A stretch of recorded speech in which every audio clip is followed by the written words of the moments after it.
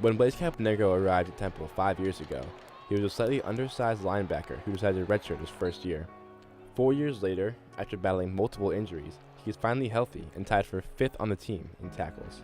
Strength is back, and like I said, he's back to 100% feeling healthy, which goes great in his mind, because if you feel great, you think great. It's pretty wild to think about, those 5 years went like that, and to think about how much changes and how many different things went on in those 5 years is crazy, because in the blink of an eye, it's pretty much all gone.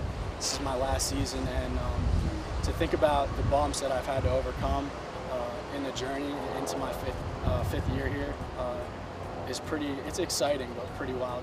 Caponegro occupies number 6, one of the 9 single-digit numbers reserved for the team's toughest players. I think for him it was absolutely such an accomplishment. He worked so hard being here. For us, so proud. There's no other word than proud.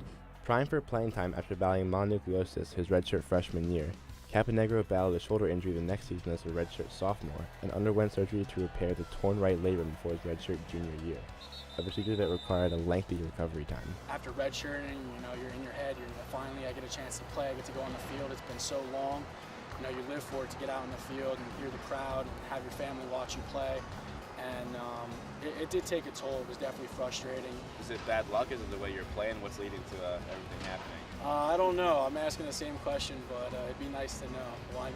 But it's not going to stop me. He'll never complain. He'll play with any kind of injury. He never complains. It's a gladiator sport, and it comes a lot of, bumps and bruises with it. I understand it. Mom is not happy with it at times. I told him other sports. I tried to deter him as a mom. He loves football. There was nothing I could do. I had to learn to love the sport with him and just support him. Caponegro's setbacks varied, but his road to recovery didn't. When asked for a guess at his total hours spent in the weight room, it was one of the few things the linebacker couldn't answer. I've been here for 5 years. It almost feels like I've been here for 20. Don't second guess yourself. In a lot of those situations where I had to overcome those obstacles, in the back of your head, you're like, am I going to get through this? But in the end, I figured out that I can get through anything if I have the right people behind me and the right mindset. So that's one of the biggest things that I learned from being here. Reporting for Our Sports Update, I'm Brahim Jacobs.